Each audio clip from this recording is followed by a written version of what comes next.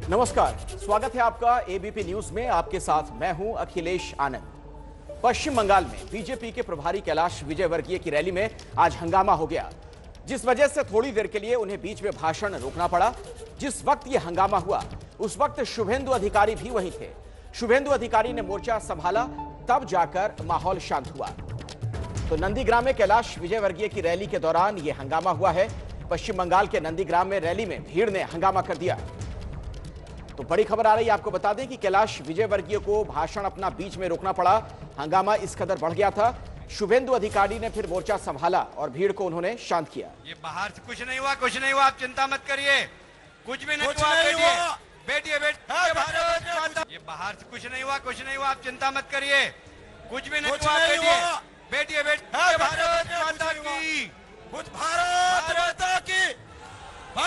ये पंडाल जितना बड़ा है उससे ज्यादा पंडाल के बाहर लोग खड़े हुए। সবাই ওখানে দাঁড়াও, কিছু হয়নি, ওখানেই দাঁড়াও।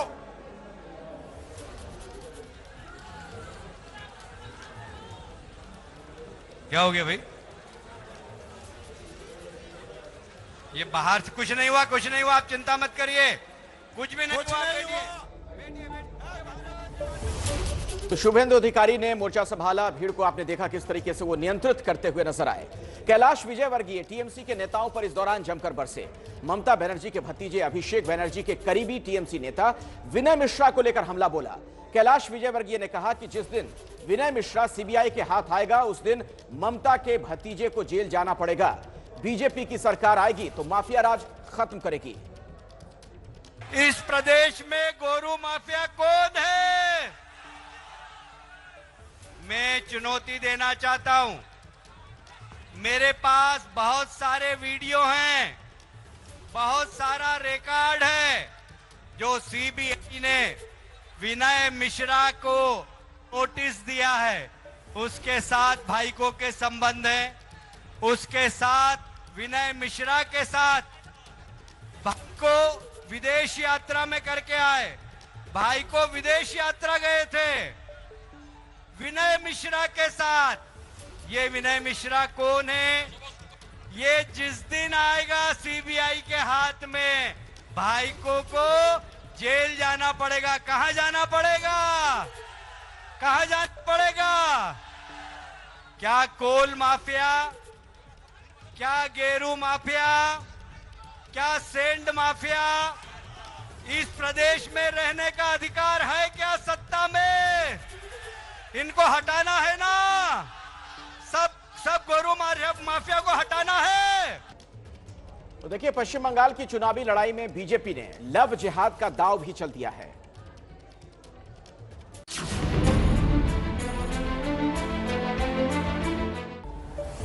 मध्य प्रदेश के गृह मंत्री नरोत्तम मिश्रा ने ऐलान कर दिया कि पश्चिम बंगाल में बीजेपी की सरकार बनने के बाद वहां भी लव जिहाद के खिलाफ कानून लाएंगे। नरोत्तम मिश्रा पश्चिम बंगाल की 57 सीटों के प्रभारी हैं। आने वाले विधानसभा चुनाव में ममता को मात देने के लिए नरोत्तम मिश्रा ने लव जिहाद वाला दांव चला है। इस बीच जेपी नड्डा कल पश्चिम बंगाल के दौरे पर जाने वाले हैं। यानी ममता को चुनावी बिसात पर शिकस्त देने के लिए बीजेपी ने सारे दांव चल दिए हैं। लव जिहाद के खिलाफ कानून की बात कहकर नरोत्तम मिश्रा ने बंगाल की सियासत को और गर्मा दिया।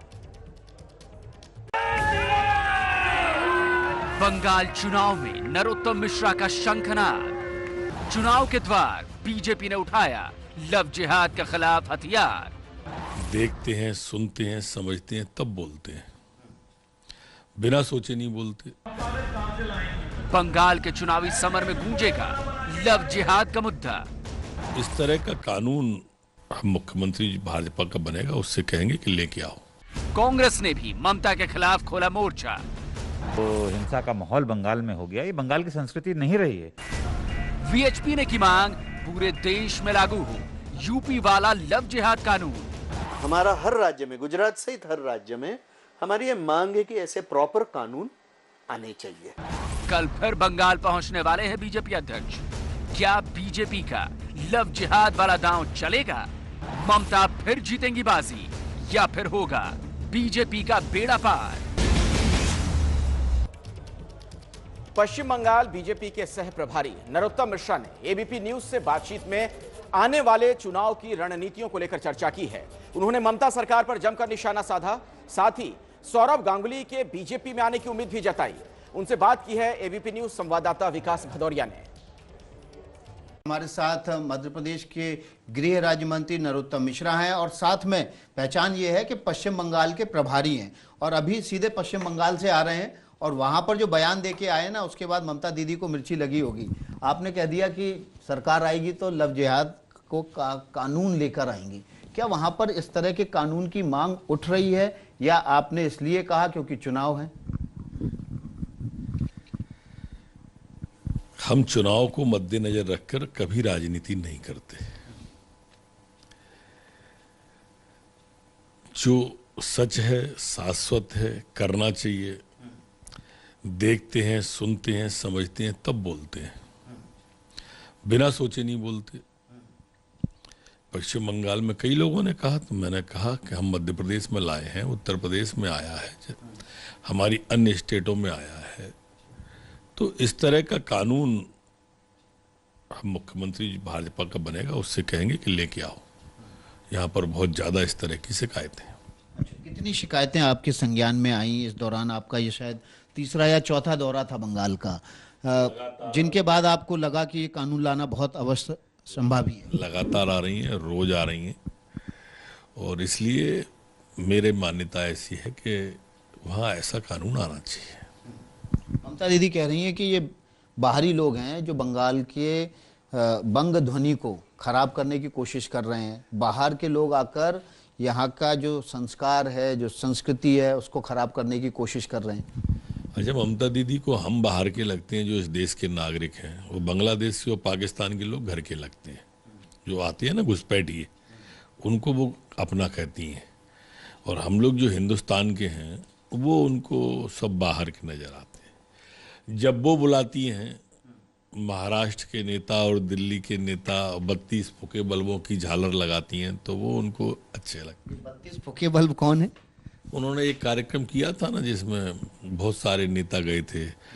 ये वहाँ से देवगौड़ा जी आए थे कर्नाटक से, और वहाँ से वो आए थे, क्या नाम है, महाराष्ट्र से, दिल्ली से केजरीवाल भी थे उसमें। ये जो छोटे छोटे झालर हैं ना, एक एक स्टेट में भी जिनका ठीक से काम नहीं है। उत्तर प्रदेश से अखिलेश जी गए थे, उसी में से तो अरविंद केजरीवाल थे जिन्होंने आपकी झालर बिगाड़ दी थी लोकसभा की जीत के बाद, स्वाद खराब कर दिया। लोकसभा तो हम ही जीतते हैं हमेशा, बाकी स्वाद केजरीवाल क्या खराब करेंगे जो एक भी लोकसभा नहीं जीता हो। ममता बनर्जी कह रही हैं कि जो आप बार बार जिस तरह की राजनीति कर रहे हैं, जिस तरह से आप यहाँ पर सांप्रदायिकरण करना चाह रहे हैं, ध्रुवीकरण करना चाह रहे हैं, वो बंगाल की बंग ध्वनि नहीं है। यहाँ का जो नागरिक है, जो आम मतदाता है, वो मिलजुल कर रहता है। गंगा जमुना संस्कृति का जो सबसे सच्चा उदाहरण है वो बंगाल है, वो बंग ध्वनि है। अगर अपन पहले से अभी तक का इतिहास उठाएं तो सर्वाधिक दंगे पश्चिम बंगाल में ही हुए।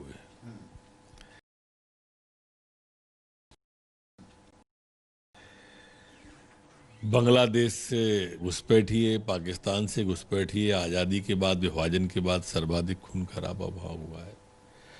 और हम बंगाल से आ रहे हैं तो हम बंगाल के लोगों की ध्वनि सुन के ही आ रहे हैं, बंग ध्वनि। ममता बनर्जी का वहाँ राज है ही नहीं, वहाँ तो माफियाओं का राज है। नाम के लिए एक पुतले के रूप में ममता दीदी है वहाँ। काम तो वहाँ कोल माफिया, बालू माफिया, दारू माफिया, भू माफिया, ये सरकार चला रहे हैं। उनके भाई और भतीजे सरकार चला रहे हैं।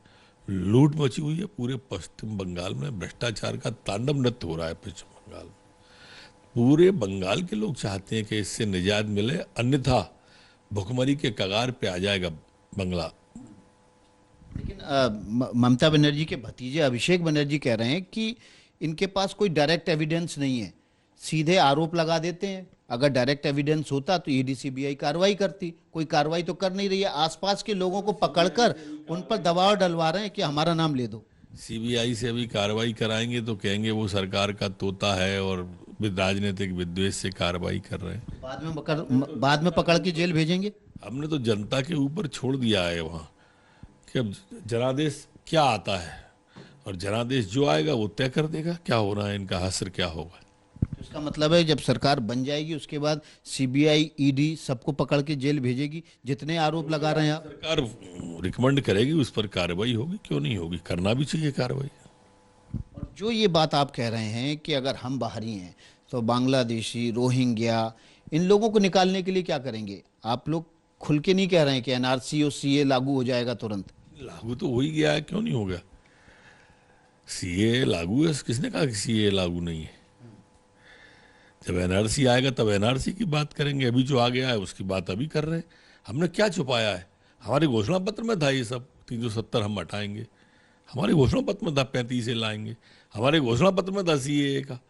तो जो हम तो कोई छुपा के कर रहे हैं क्या कुछ। हम देखिए कांग्रेस की तरह, ममता दीदी की तरह कोई दूसरे के लल्ला को पल्ला में नहीं खिला रहे कि किसान आंदोलन हो और सोनिया जी फिर चिट्ठी लिखने लगे कि ये निष्ठुर सरकार है, उनका बेटा बहुत योग्य है, चलते किसान आंदोलन को छोड़ के 31 बनाने इटली गया हुआ है, चिट्ठी मोदी जी को लिख रही है, लिखना चाहिए उनको। पर ये इनके हिडन एजेंडे जो भी हैं, सीए पे भ्रम फैलाना, किसान आंदोलन पे भ्रम फैलाना। सीए पे इन्होंने कहा था ना कि 3 पीढ़ियों के कागज मांगे जाएंगे, नहीं देंगे तो पाकिस्तान भगा देंगे। वही लोग कह रहे हैं ना अब कि मंडियां बंद हो जाएंगी, वही लोग कह रहे हैं ना कि एमएसपी बंद हो जाएगी। जो चीज ये इतने सारे लोग किसान आंदोलन किए हैं कि काला कानून है, बताएं तो काला क्या है उसमें। लेकिन देखिए विपक्ष तो ये करेगा ही, वो तो भ्रम फैलाएगा ही, लेकिन सरकार की जिम्मेदारी बनती है कि वो अपनी बात जो कानून संसद में पास कराया है वो तो सही तरीके से कन्वे कर दें। कर दिया ना हमने कन्वे। हम तो आप हरियाणा पंजाब के लोग क्यों बैठे हैं धरने पे? अरे भाई ये क्यों बैठे हैं ये वो बताएं, हम तो कर चुके हैं कन्वे। आप बताओ तो आपके सामने पूरा पढ़ के एक तरफ से सुना देते हैं अभी। लेकिन किसान तो मानने को तैयार नहीं, वो कह रहे मंडी बंद हो जाएगी, एमएसपी पे खरीद होगी नहीं। क्या इलाज है भ्रम का इस पृथ्वी पर, और देवताओं के पास भी कोई इलाज नहीं है। हम तो मानुस हैं। जब आप कोई सो रहा है तो जगा सकती है ना, लेकिन अगर कोई सोने का ढोंग कर रहा है तो उसे कैसे जगाएंगे। इधर से उसको उंगली करेंगे वो उधर करोड़ दे लेगा, उधर से जगाएंगे वो इधर को करोड़ दे लेगा, उसको जगना ही नहीं है। ये पीछे कोई और है, ये टुकड़े टुकड़े गैंग है पीछे जो भ्रम पैदा करती है। मैंने इसलिए सीए का एग्जाम्पल दिया कि जो है ही नहीं उसकी बातें कर रहे हैं कि वो ऐसा होगा तो ऐसा हो जाएगा। बिना खम्भे के टिकाए आसमान पता नहीं कब गिर जाएगा, वो गिर गया तो सब दब जाएंगे, वो दब जाएंगे इसलिए बंकर बना लो। अब ये कोई बात, इसका क्या जवाब दें कि मेरे घर के लोग अगर नहीं मरते तो पूरी दिल्ली में मेरी खटिया बिछती, नहीं मरते तो ये काल्पनिक सवाल है। काल्पनिक सवाल का यथार्थ में जवाब कैसे दे दें हम।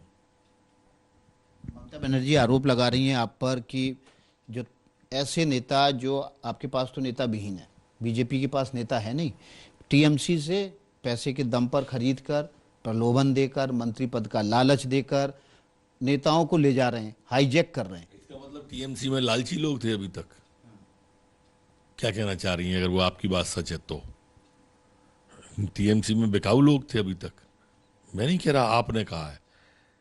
अगर ये सही है वो कह रही हैं तो क्या अभी तक इसका भी जवाब दे दें वो? 2 बात।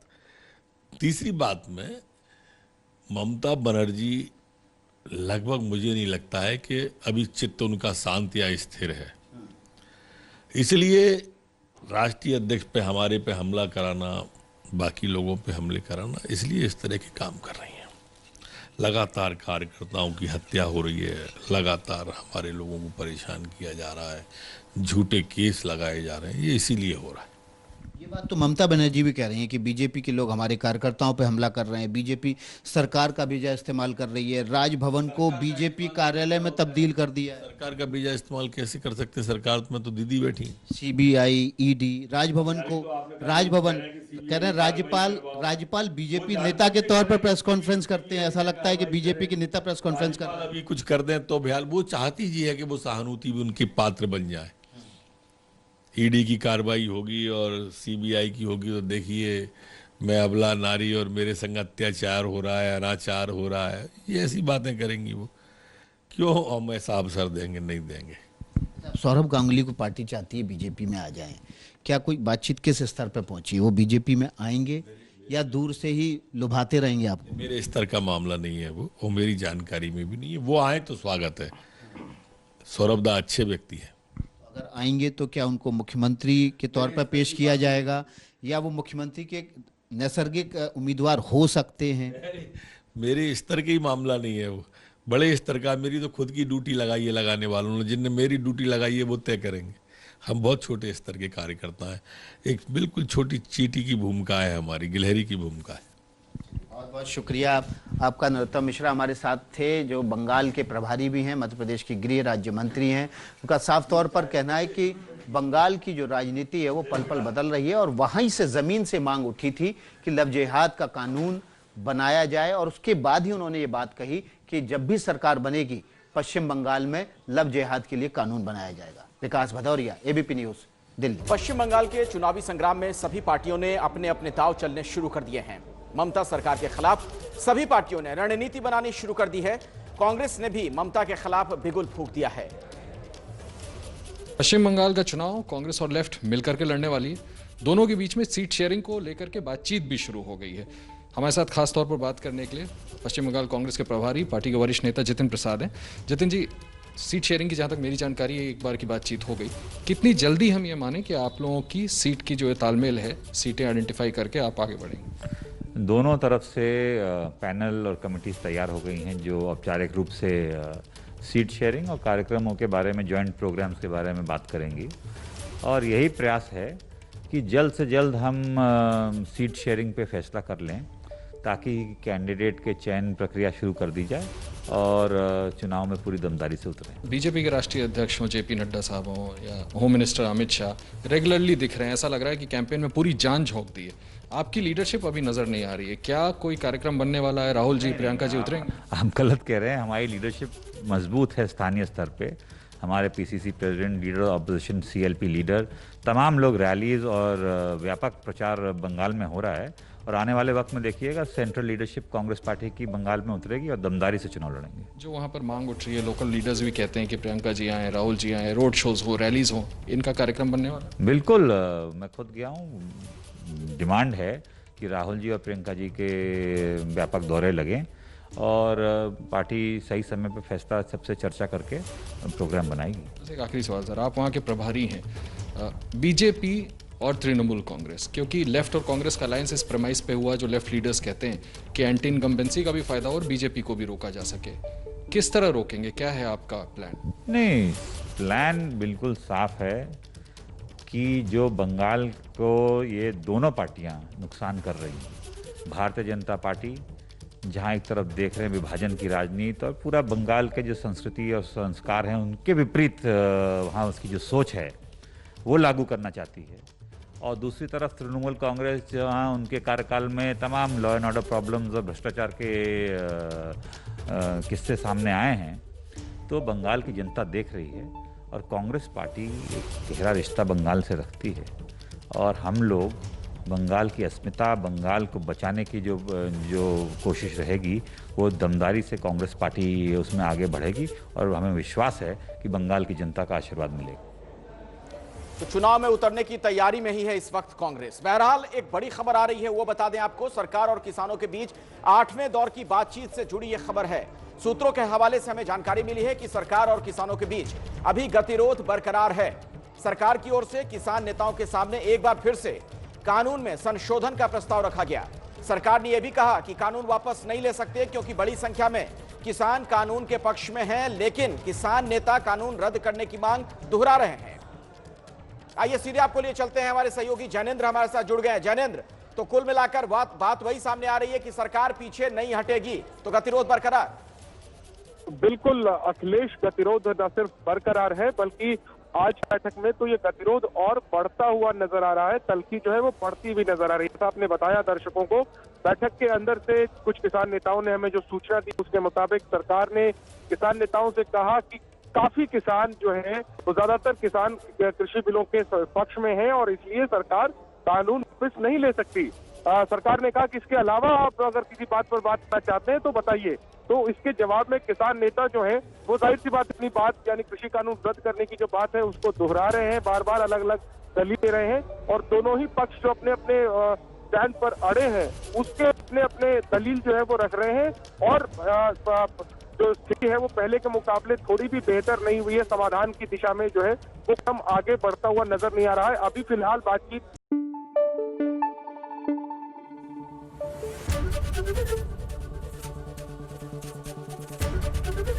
एबीपी न्यूज आपको रखे आगे।